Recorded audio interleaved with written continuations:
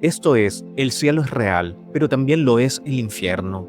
Acompáñenos en este viaje a través de la extraordinaria vida de Vasula Riden y sus encuentros sobrenaturales con el reino divino. Episodio 13. El combate espiritual. Una de las cosas más importantes que hay que entender en la vida espiritual es el combate espiritual. El combate espiritual es la batalla entre el bien y el mal, y el campo de batalla somos nosotros. No es un combate contra la carne y la sangre, sino contra los principados y los poderes. En el combate espiritual de nuestros tiempos participamos todos. Oigamos lo que Jesús me dijo un día. Hoy se está librando una gran batalla. Lo dijo el 21 de noviembre de 1988. La luz y la oscuridad no tienen nada en común. Los ángeles buenos no son aliados de los ángeles rebeldes, los demonios. Hay poderes invisibles en el cielo que fueron creados a los que llamamos tronos, dominaciones, virtudes y potestades. Hay presencias de fuerzas malévolas y fuerzas del bien a nuestro alrededor. El ejército de los ángeles buenos que Dios provee es mucho mayor en número y mucho más poderoso que el ejército de las fuerzas de las tinieblas. Los espíritus son inmortales. Hemos aprendido que una gran multitud de ángeles cayeron, y más tarde el alma del hombre cayó también, y su caída trajo el sufrimiento, el pecado y la muerte. Si no fuera por Dios, que con su mandato ordenó que existiera la luz y la luz se hizo, todo el mundo espiritual estaría en el caos, y sería absorbido como los asteroides que desaparecen en un agujero negro. Entre los poderes del mal, Satanás está sobre todos los demás demonios. Cuando siente que está perdiendo un alma, emprenderá cualquier acción para paralizarla.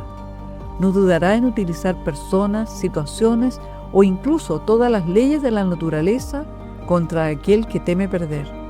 Pondrá todo en contra de dicha alma, especialmente si siente que esa alma se volverá un día contra él y se convertirá en su enemiga, destruyendo sus planes. Llegué a darme cuenta de que esas fuerzas malignas quieren a la vez la destrucción de nuestro cuerpo y, aún más importante, la destrucción de nuestra alma. A los demonios les encantaría vernos pasar la eternidad en el infierno con ellos y sufrir como ellos sufren. Llevarían a mucha gente a caer en la apostasía y a negar a Dios. Harían todo lo que pudieran para dañar la creación de Dios. Las guerras, los crímenes, el odio de una nación contra otro, la ruptura de las familias y las amistades, los abortos, las disensiones y la actual división entre las iglesias, todas estas cosas son, en cierto modo, manipulaciones de los demonios. Los demonios están rabiosos de que Dios nos ame. Se ponen furiosos con cualquiera que se convierta en colaborador de Dios y amenace sus planes malignos. Se ponen furiosos cuando Dios muestra compasión y misericordia para salvarnos. Se mueren de envidia cuando reivindicamos el lugar que nos corresponde como hijos de Dios. Se enfurecen de desesperación cuando se dan cuenta de que perderán la batalla final. Pero mientras tanto, continúan vociferando con rabia y haciendo todo lo posible por destruir todo lo que Dios ama y valora. Es una batalla contra las fuerzas espirituales de las tinieblas que desean infestar y corromper a nuestras mentes y llevarnos a hacer el mal para que nos unamos a los demonios en el infierno. El infierno fue creado después de la caída de los ángeles, después de la batalla entre San Miguel y Lucifer con sus cohortes. Ese es su dominio. Tenemos que creer en el mundo espiritual. Tenemos que creer en lo sobrenatural porque muchas cosas que no podemos percibir físicamente existen realmente. El cielo y el infierno existen. Las fuerzas de las tinieblas están aumentando y cubriendo a muchas naciones como una niebla. Y sin embargo, no podemos decir que no se nos dieron señales de este combate. La mayoría de la gente evita discutir estos asuntos, prefieren cambiar de tema o cerrar sus oídos. Si están asustados, significa que creen, pero no quieren abordar el tema por diversas razones. Y aún así, si abrimos nuestros ojos espirituales, veremos el gran ejército de ángeles de Dios rodeando ese ardiente campo de batalla de los ángeles rebeldes, tal como yo los vi en la visión que Dios me dio. Somos todos partícipes de esta batalla, y el arma que se nos da para ser utilizada es la oración, a fin de vencer a nuestros enemigos y terminar triunfantes.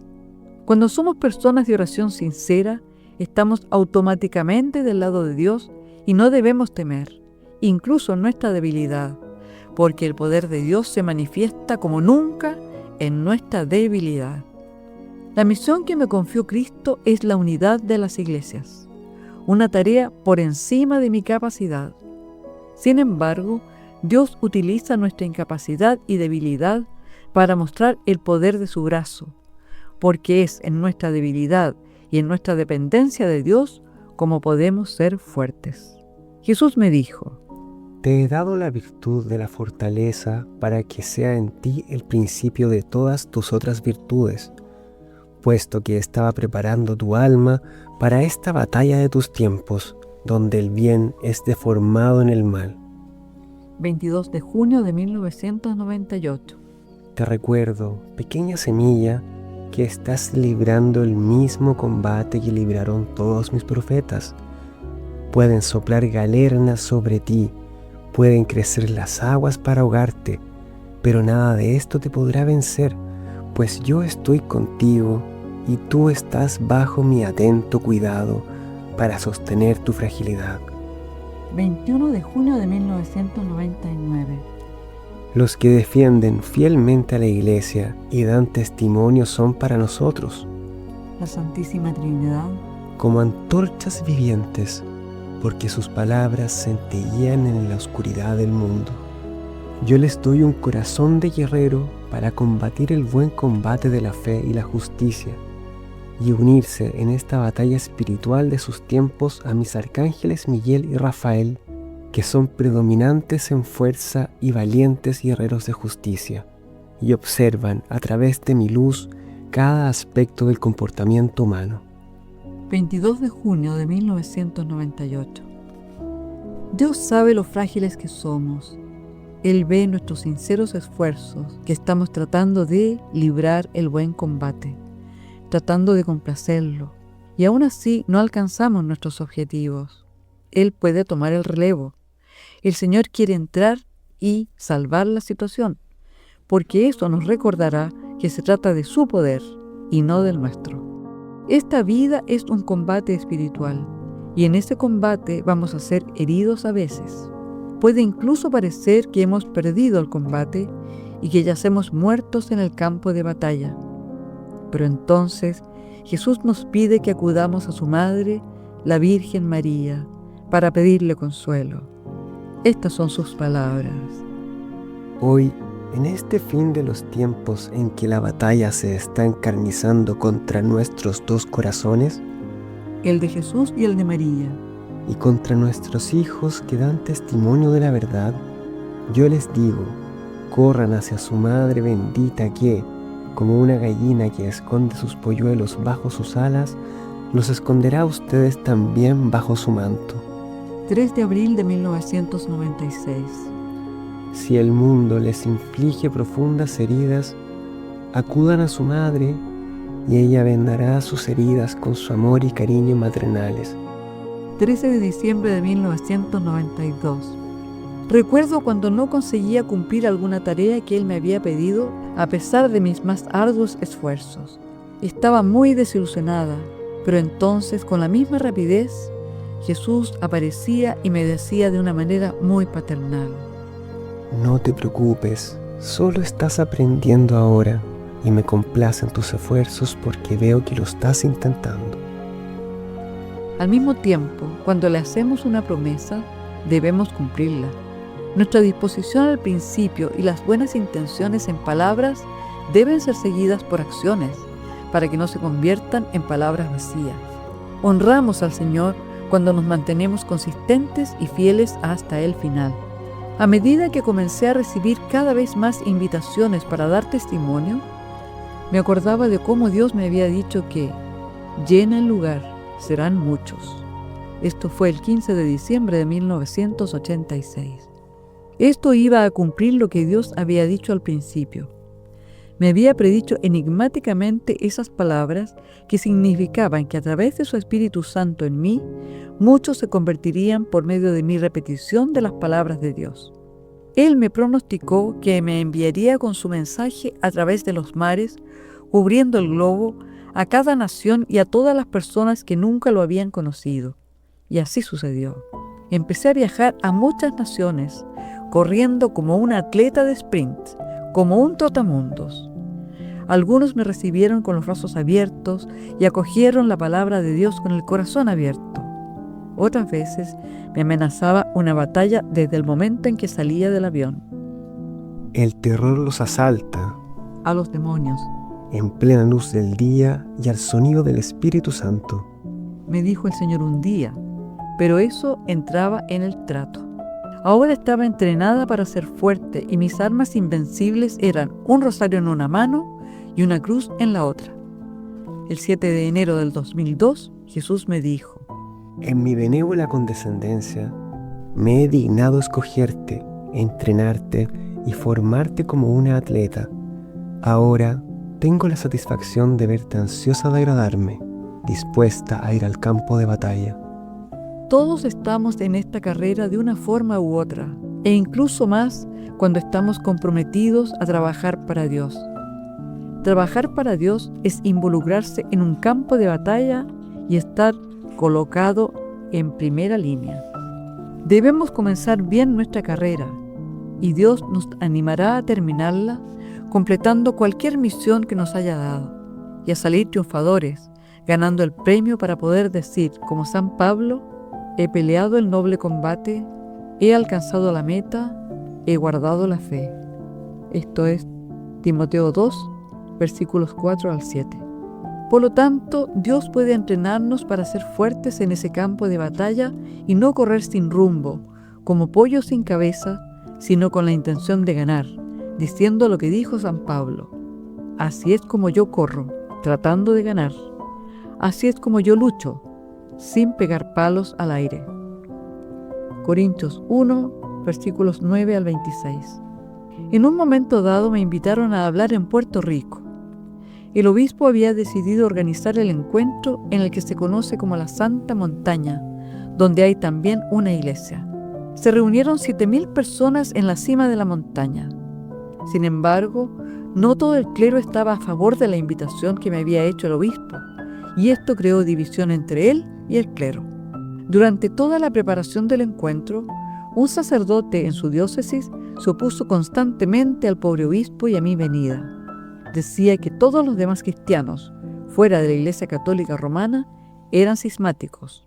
Así que, siendo griego ortodoxa, yo era cismática y era escandaloso que un obispo católico me invitara a hablar.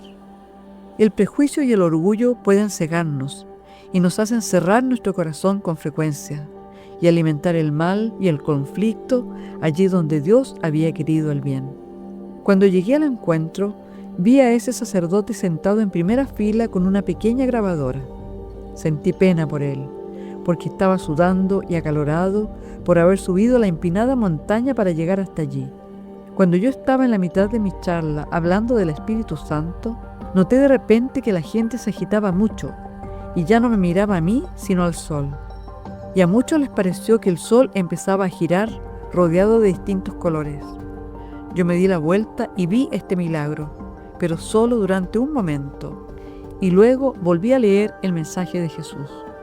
El sacerdote también vio el milagro del sol, y aún así su reacción fue criticarme por no haber prestado suficiente atención a la señal y haber continuado leyendo el mensaje.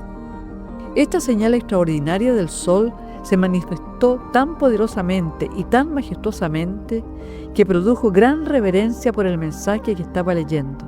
Dejó a todos impresionados.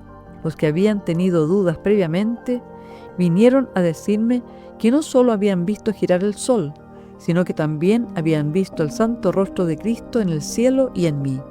El santo rostro de Cristo, superpuesto en el mío, estaba triste y llevaba la corona de espinas, con la sangre resbalando por todo su rostro. Ahora bien, el demonio puede imitar las acciones de Dios, pero no puede falsificar la gloria y la majestuosidad de una de las manifestaciones sagradas de Dios. A pesar de todo, después de este suceso, el sacerdote se volvió uno de mis más encarnizados perseguidores en Puerto Rico, llamándome bruja y satánica en varias publicaciones. Esta fue una de las muchas batallas en las que tuve la oportunidad de seguir adelante con mis elevados compromisos de seguir y servir a Dios. Pero, por supuesto, como la mayoría de nosotros, me acerqué a Dios y me quejé. Me he convertido en un objeto de burla. ¿Cuántas más cosas maliciosas van a decir de mí?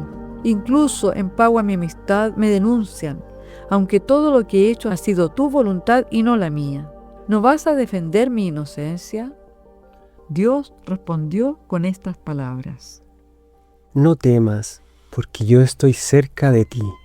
Permite que ocurran estas cosas, porque con ese sacrificio obtengo almas que están en el camino de la perdición.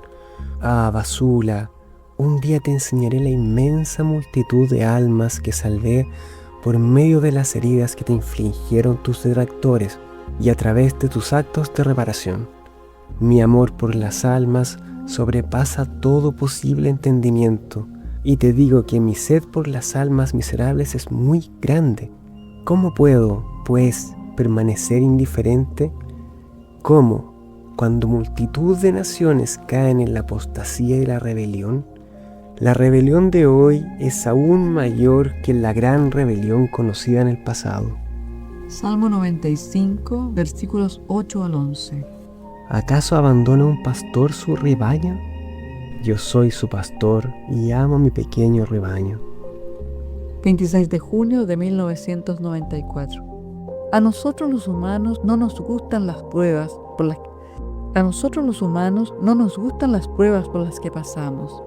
Sin embargo, siempre hay buenas razones para nuestras pruebas, aunque no podamos verlas. Trato siempre de recordar que todo lo que soporto en este combate espiritual puede ser utilizado para el plan de salvación de Dios y para mi propio bien. Cuando pertenecemos a Dios, Él puede utilizar nuestras cruces como obras celestiales para salvar a otros que lo rechazan y se dirigen a la condenación. O también puede utilizar nuestras pruebas para nuestra propia santificación. En cualquier caso, Él siempre las utilizará para bien. Lo mismo ocurre con nuestros fracasos. El 7 de enero del 2002, Jesús me recordó: En cuanto a tus fallos y tus carencias, yo he llenado donde te faltaba, y el amor exuberante que te tengo me obliga a cuidar yo mismo de aquello en lo que tú me habías fallado. En mi paternal misericordia he considerado todas tus negligencias como un padre consideraría las negligencias de su propio hijo pequeño, con compasión, y siempre dispuesto a ayudarte con ternura, susurrando suaves palabras de amor para que no te alejes asustada, mientras te muestro una vez más cuánto me preocupo de ti y de tu propio progreso. En cuanto a las aflicciones que sufres por causa de mi iglesia y por mi causa, hermana mía, mi catedral, no desesperes. Con una sola de mis miradas he reconstruido lo que había caído. Cuando yo te mostré mi cáliz, tú te alzaste y dijiste: Jesús, permíteme beber de él, ofreciéndote así todo lo que te pueda aportar consuelo. Y yo, conmovido y encantado con tu ofrecimiento, me recliné sobre ti y te abracé. Estaba rodeando con mis brazos un pequeño narciso, apenas nacido y apenas repuesto de su mala salud, y, sin embargo, todo corazón. Cuando te vi corriendo hacia el altar decididamente, con determinación, un inmenso clamor se oyó desde el cielo cantando: Aleluya, gloria a nuestro Señor que la ha conquistado. Después de esto, yo levanté el cáliz hasta tus labios y te ordené que lo probaras solamente, pero que no vaciaras su contenido. Dije: tráeme a mi pueblo y ponlos a todos juntos alrededor de un solo altar. Predica la obediencia de la fe a todas las naciones, en honor a mi nombre. Muéstrales cuán absurdo es permanecer divididos.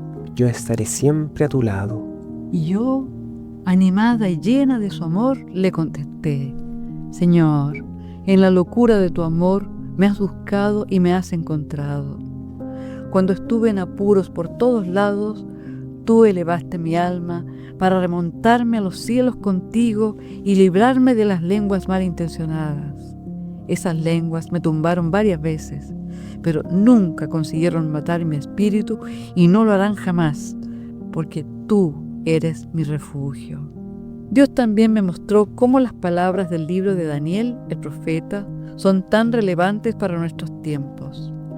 Daniel vio en una visión a un hombre vestido de lino, que le dijo que en el fin de los tiempos muchos serán limpiados, blanqueados y purgados, que los malvados seguirán haciendo el mal, que los malvados no comprenderán jamás, solo los sabios comprenderán.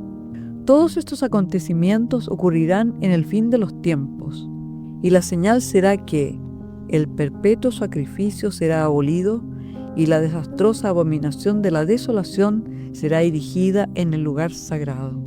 Para hacerme entender mejor lo que eso significa, Dios me mostró cómo muchas iglesias y catedrales estaban siendo vendidas por falta de sacerdotes, falta de fondos y falta de asistencia de los fieles.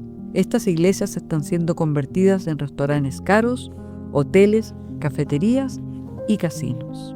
En esas antiguas catedrales donde se realizaban ritos sagrados y se adoraba a Dios, los santos altares han sido convertidos en barras de bar y mesas de billar.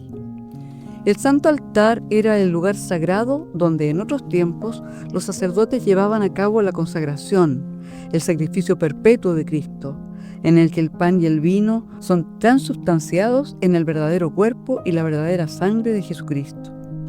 Para ayudarme a entender plenamente la grave situación de la iglesia, una noche Dios me dio un sueño. En él vi cómo sufría el Papa Juan Pablo II, Papa desde 1978 al 2005, a causa de esta apostasía y rebelión generalizadas. Se me mostró Roma y me encontré de pie en la Basílica de San Pedro por primera vez. La basílica estaba vacía. Miré a mi alrededor y vi el suelo de mármol. Era muy hermoso. Luego vi una escena aterradora. Unas serpientes se deslizaban sobre el altar mayor. Se veía descuidado y la tela que lo cubría estaba polvorienta, con telarañas por todos lados. El Papa estaba sentado solo en su trono, con el brazo derecho apoyado sobre el brazo del trono y la mano apoyada en la sien, sosteniéndole la cabeza. Parecía pensativo, pero en realidad estaba atormentado. Jesús me dio a entender que se encontraba solo porque muchos de los suyos lo estaban contradiciendo y rebelándose contra él. Me dio mucha pena. Y luego Dios me dio un mensaje para el Papa. Yo balbuceé: utilízame toda entera como expiación para tus sagradas intenciones. Pensaba que el mayor problema sería: ¿cómo voy a ir al Vaticano a entregar sin más ese mensaje al Papa? Siempre dije y sigo diciendo que es más fácil entrar en las cortes del cielo que en los del Vaticano. Es mucho más fácil encontrarse y hablar con Dios que encontrarse y hablar con cualquiera de los prelados del Vaticano. Y no hablemos del Papa. Pero dejé todo en manos de Dios y confié en que Él me mostraría el camino.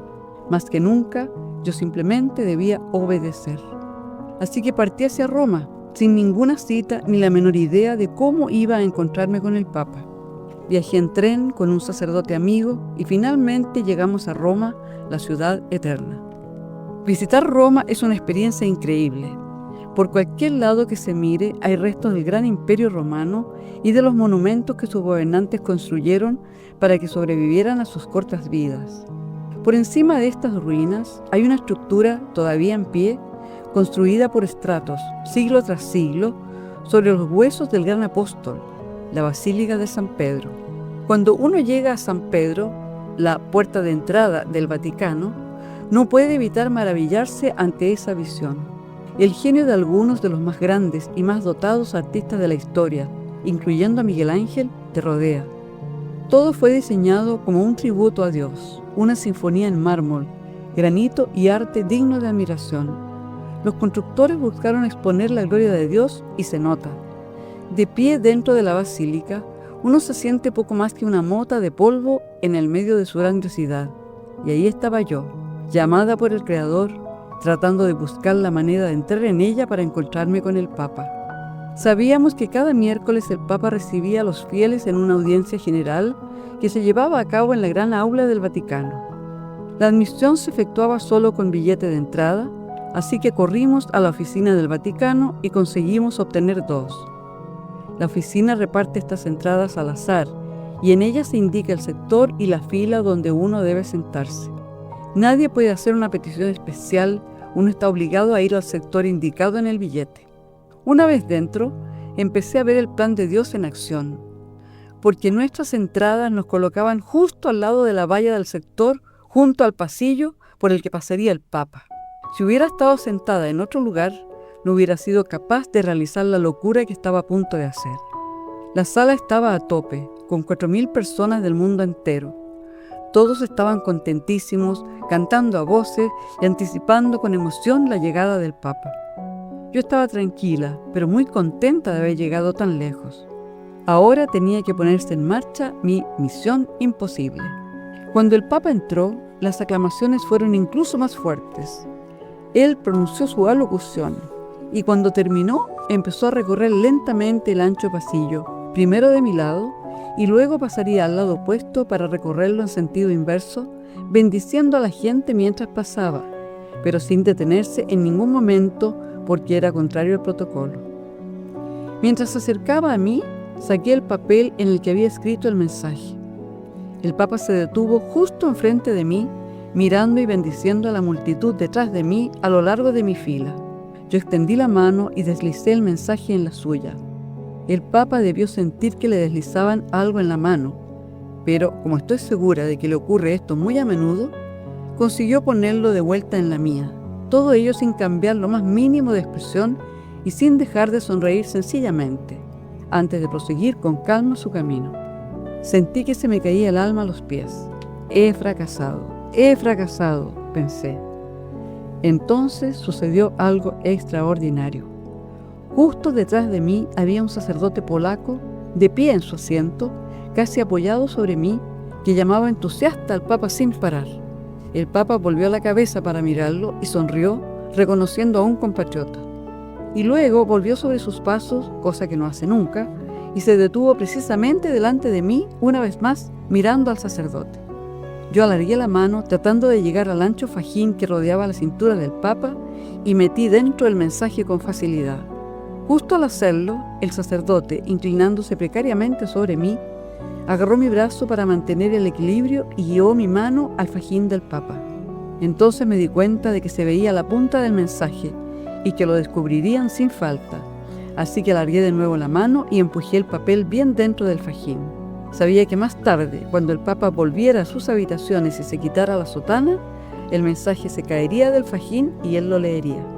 Increíblemente, a pesar de toda la seguridad y los fotógrafos, junto con los arzobispos que lo acompañaban, nadie se dio cuenta de lo que había hecho. El fotógrafo del Vaticano tomó una foto en ese mismo momento. Yo suspiré con alivio. Misión cumplida. El sacerdote que me acompañaba, aunque sabía lo que pensaba hacer, se había emocionado tanto al ver al Papa que tampoco notó nada. Una vez fuera en la plaza de San Pedro, le daba miedo preguntarme si lo había conseguido. Cuando le conté lo que había pasado, se impresionó hasta tal punto que si hubiera golpeado un tsunami allí mismo, le habría impactado menos que mis noticias. El shock fue tal que estuvo a punto de desmayarse en medio de la plaza de San Pedro. Algún tiempo después de mi primer encuentro con el Papa, el 6 de enero de 1994, festividad de la Epifanía, tuve otro sueño con Juan Pablo II. Vi al Papa muy claramente con su sotana blanca. Estaba de pie frente a mí, mirándome. Parecía como si nos conociéramos los dos muy bien. Entre nosotros había una mesa de comedor de plástico color crema y comprendí que esa mesa de plástico representaba la sencillez. Miré su sotana blanca estudiándola. No hubo intercambio de palabras, pero ambos nos sentimos cómodos el uno con el otro. Entonces él se sentó a mi mesa esperando la comida. Llena de emoción, me di vuelta hacia la derecha para abrir un armario y sacar un plato con un postre que había preparado para él. Me senté frente a él y lo contemplé mientras comía el postre, disfrutándolo evidentemente. Luego, habiendo comido, se puso de pie para irse. Me apresuré a acompañarlo a la puerta, pero al ponerme a su derecha vi que estaba usando un bastón. El bastón era también de un color blanco cremoso y no estaba fabricado de madera cara, sino de una especie de material plástico que imitaba el bambú. Apoyándose en el bastón, empezó a andar hacia la puerta y noté que, incluso utilizando el bastón, tenía dificultad para caminar. Esto fue justo antes de que el Papa empezara a usar bastón en la vida real. Por un momento pensé que podría caerse, así que, sin dudarlo y sin pedirle permiso, tomé su brazo derecho y lo pasé alrededor de mi cuello y mis hombros para sostenerlo. Él no puso objeción y aceptó mi ayuda. Luego pasé mi brazo izquierdo por detrás de su cintura para levantarlo lo más posible sobre mi lado izquierdo, cargando su peso sobre mi espalda. De esta manera, sus pies casi no tocaban el suelo. Cuando coloqué mi brazo alrededor de su talle, pude sentir sus costillas. Me impresionó lo delgado que estaba. No podía apreciarse lo escuálido que estaba al verlo con sus holgadas vestiduras. El Papa no puso objeción a mi auxilio durante todo el tiempo que lo estuve cargando sobre mis espaldas. Pensando en el sueño, el Señor me permitió entenderlo. El Papa representaba a la Iglesia. No mucho antes de esta visión, un sacerdote amigo mío había visto al Papa y le había dado uno de los libros que contienen los mensajes. Más adelante, otro sacerdote vio el libro en la capilla privada del Papa. El postre que el Papa comía en mi sueño representaba los mensajes de Dios. Al comer el postre quería decir que había leído los mensajes y que los apreciaba, y que eran un buen medio de evangelización. Luego el Señor me dio a entender que la imagen del Papa caminando con un bastón, necesitando ayuda y demacrado bajo sus vestiduras, representaba lo alarmantemente débil y vulnerable que se ha vuelto la Iglesia, debido en gran parte a las divisiones en su interior que han propagado la apostasía global. Aunque pueda parecer saludable por fuera, la Iglesia se ha debilitado por dentro y necesita alimento espiritual. Cargar al Papa en mi espalda significa que mi misión era ayudar a sostener la Iglesia a través de los mensajes y mi testimonio, y no solo a la Iglesia institucional, sino a todas las personas de fe que constituyen el cuerpo místico de la Iglesia. Esto fue también para confirmar el mensaje que Cristo me dio un día. Necesito consolidar mi iglesia. Él no habría dicho esto si la Iglesia estuviera fuerte y saludable. Se necesitan oraciones para vencer las divisiones, cerrar la boca de Moloch, el dios del sacrificio humano, acabar con la apostasía, las guerras, el terrorismo y los crímenes, etc., y aferrarse al Señor. Aunque Dios es invisible, Él sigue con nosotros y entre nosotros. Cuando Dios se revele al final, con toda su gloria, derrotará al demonio y a su séquito entero a su debido tiempo. Mientras tanto, la gente debería aprender a pedir protección al poderoso guerrero de todos los tiempos, el arcángel San Miguel, una oración que el demonio ha silenciado convenientemente durante años. Esto es lo que deberíamos rezar diariamente. Arcángel San Miguel, defiéndenos en la batalla. Sé nuestro amparo contra la perversidad y acechanzas del demonio. Reprímale, Dios, pedimos suplicantes. Y tú, príncipe de la milicia celestial, arroja al infierno con el divino poder a Satanás y a los demás espíritus malignos que andan dispersos por el mundo para la perdición de las almas. Amén. Acaba de escuchar El cielo es real, pero también lo es el infierno. Acompáñenos mañana en un nuevo episodio.